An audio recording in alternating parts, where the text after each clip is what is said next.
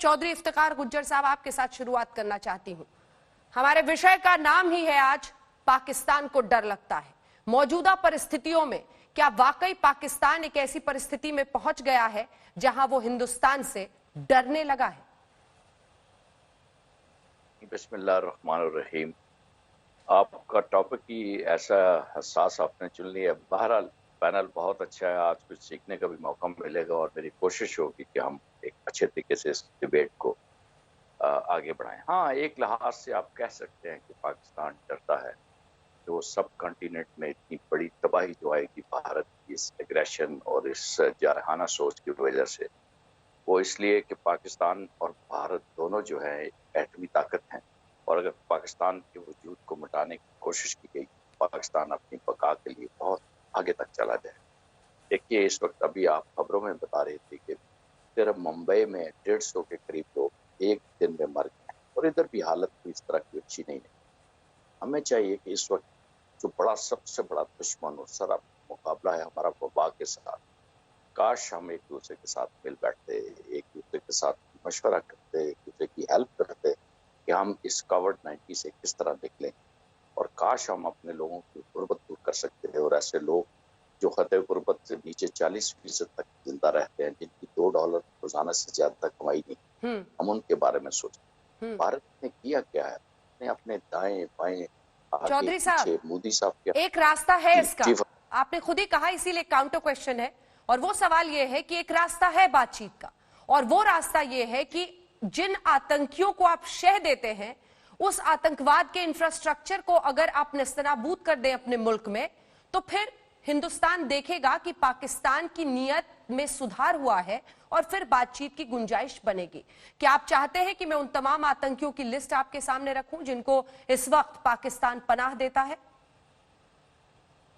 आपने अगर लिस्ट ही लगनी है तो इसका मतलब है जनाब, फिर तो बात आप ही करेंगे, हम तो बात नहीं करेंगे। ना ब्रिगेडियर हारिस कर सकेंगे, ना जनरल साहब कर सकेंगे, ना शाहनवाज साहब तो बात कर सकेंगे, क्योंकि लिस्ट तो आपने खुद बनाई हुई है और खामखा एक आप ऐसी दुनिया में जिंदा हैं। पाकिस्तान तो खुद इस तरह के आतंकवादियों से तंग आया हुआ है। 250 बच्चे हमारे आर्मी पब्लिक स्कूल में मारे गए, इसके अलावा कितने शहीद हुए। हमारी मस्जिदों में बम फोड़े जाते हैं, हमारे चौकों में लोग मरते हैं, हमारी फौज को मारा जाता है, हमारे जर्नैल मर गए, बारूदी तिरंगे लगे। अब अगर मैं लिस्टें देना शुरू कर दूं कि भारत इनको कैसे स्पॉन्सर करता है, तो वो मेरा ख्याल में ब्रिगेडियर हारिस से ज्यादा आपको बताएंगे। देखिए, एक दूसरे को इल्जाम ना लगाएं। एक उंगली आप हमारी तरफ लगाएंगे तो 4 आपकी तरफ पलट जाएंगे। आपको ये सोचना चाहिए कि पाकिस्तान और इंडिया दोनों को इस वक्त जो है बैनुल अक़वामी दहशतगर्दी का सामना। कभी आप कुलभूषण हमारे सामने ले आते हैं और एक कुलभूषण नहीं होता, इसी तरह आप इल्जाम लगाते हैं। हमने तो साबित किया, हमने तो आलमी अदालत में भी जाके साबित किया कि भारत हमारे साथ ज्यादती कर रहा है। अफगानिस्तान में आपने 36 कौंसल खाने बना दिए। क्या अफगानिस्तान के साथ आपका कोई इतना रिश्ता, इतना नाता? एक तरफ तो आप अफगानियों को गालियां देते हैं, गौरी को और उसके गजनफी को और सबको, और दूसरी तरफ जनाब अली आप अफगानिस्तान से पींगे, इसलिए कि आप पाकिस्तान को तंग करना चाहते हैं। आपकी बातों का जवाब शाहनवाज हुसैन साहब देंगे। शाहनवाज हुसैन साहब, आप इनको बताइए कि हिंदुस्तान दहशतगर्दी का सामना कर रहा है और ये उसे शह दे रहे हैं। जो कनेक्शन ये नहीं देख पा रहे हैं वो यही कि आतंकवाद के पाले हुए वही लोग, वही दहशतगर्द फिर पाकिस्तान में भी इस तरह के अंजाम देते हैं घटनाओं को। शाहनवाज हुसैन साहब, देखिए अंजना जी, आज आपने रूलिंग पार्टी के स्पोक्स पर्सन को पाकिस्तान से और रूलिंग पार्टी के स्पोक्स पर्सन को इंडिया से और हमारे जनरल जे सिंह और उनके भी एक ब्रिगेडियर को बुलाया है।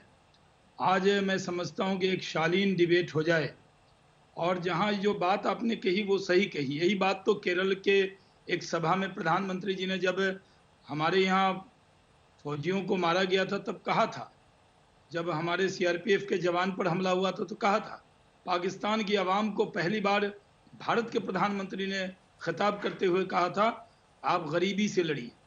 लेकिन पाकिस्तान अपनी गलतियों से नहीं सीख रहा है तो क्या करे? आप जिस तरह टेररिज्म के बारे में जरूर कह देते हैं कि आप टेररिज्म के शिकार हो गए। आप टेररिज्म के शिकार होते तो पूरी दुनिया के जो टेररिस्ट पकड़े जाते हैं, जो आतंकी पकड़े जाते हैं, उनका निस्बत पाकिस्तान से क्यों होता है? अब्टाबाद में ओसामा बिन लादेन क्यों मारे जाते हैं? आपने जो तालिबान को मदद की शुरू में, बाद में आपके यहाँ वो तहरीक तालिबान उन्होंने बना लिया। तो आप जब बारूद से खेलेंगे तो कई बार हाथ जलता है। दिक्कत दुश्वारी ये है कि आपके यहाँ बहुत गुर्बत में आप हैं। इंडिया के मुकाबले आपकी हाल, इंडिया एक कंट्री है जहाँ चाइना अमेरिका से हम अपनी तुलना करते हैं। आप भी अगर कंपटीशन करते, सिर्फ ये कह देना कि आप एटम पावर हैं, तो एटम पावर आप भी कहते थे। जब भी मैं इंटरनेशनल फोरम पर कभी भी जाता था तो जो पाकिस्तान के मेंबर ऑफ पार्लियामेंट मिलते थे वो कहते थे वी आर एटम पावर। सही बात है, आप एटम पावर हैं, लेकिन आप गरीबी से कब लड़ेंगे? एटम पावर का मतलब ये नहीं है कि आप टेररिज्म उस आड़ में बढ़ाएं।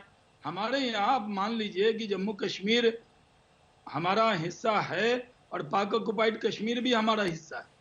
आप टेररिज्म से तौबा कर लें, आपके रिश्ते बहुत अच्छे होंगे। प्रधानमंत्री जी ने, नरेंद्र मोदी जी ने प्रधानमंत्री बनते हुए कहा कि धमाकों की गूंज में बातचीत नहीं हो सकती। आप हमारे यहाँ दखल देना बंद कर लें और गरीबों के भूख में दखल दें, उनकी बेरोजगारी में दखल दें, आप उसमें काम करें। लेकिन आप लोग नहीं करते। आप जानते हैं कि आप इस्लामिक मुल्क कहे जाते हैं, लेकिन आपसे बड़ी आबादी मुसलमानों की भारत में रहती है और उसको वो सारे हक हकूक मिले हुए हैं जो आपके यहाँ भी नहीं है। इसलिए मैं कहता हूं कि आप अपने लोगों की फिक्र कीजिए, हमारी फिक्र मत कीजिए। आपके यहाँ बहुत गुर्बत है और आप क्योंकि पीटीआई के नेता हैं, इमरान खान साहब ने कहा था कि हम नया पाकिस्तान बनाएंगे, तो नया पाकिस्तान हमें तो नहीं दिख रहा। आज भी वहां पर टेररिज्म के खिलाफ ना आप कार्रवाई कर रहे हैं। आज भी मसूद अजहर और हाफिज सईद जैसे लोग वहां पर खुलेआम घूम रहे हैं और आप हमारे यहाँ टेररिस्ट को भेज रहे हैं। उसको बंद कीजिए और हम पर रहम मत कीजिए, आप अपने मुल्क पर रहम कीजिए, अपनी आवाम के भूख को मिटाइए।